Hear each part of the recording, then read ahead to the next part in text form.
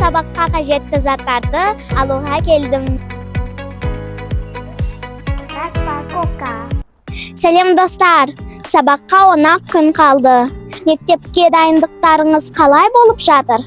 Пікірде бөлісіп қойыңыздар. Бүгін мен де сабаққа қажетті заттарды алуға келдім. Жүріңіздер, көреміз, не бар, не жоқ. Бұл жиһаз сататын орталық. Бірақ 3-ші қабатта балалар әлемі бар деп естідім. 3-ші қабатқа көтерілейік. Расында бар екен, әне. Кеттік.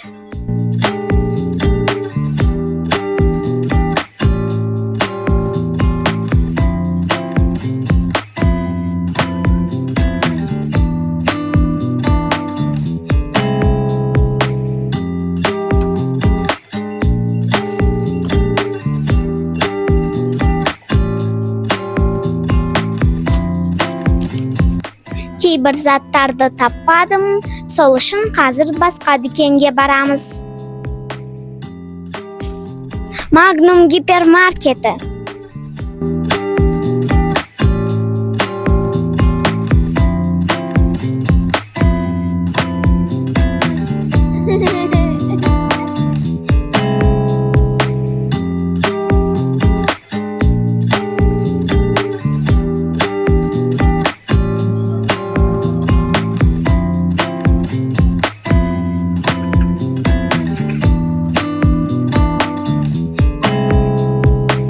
Ал достар, енді бізде распаковка.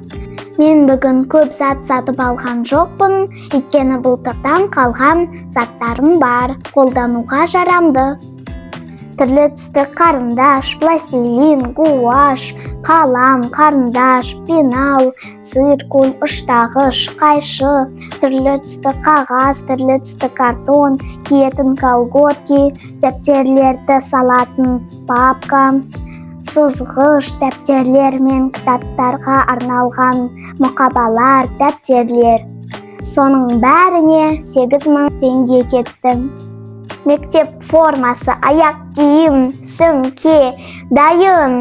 Енді мектепке бару ғана қалды. Достар, мектепке тағы не алу керектігін пікірде жазасыздар ма?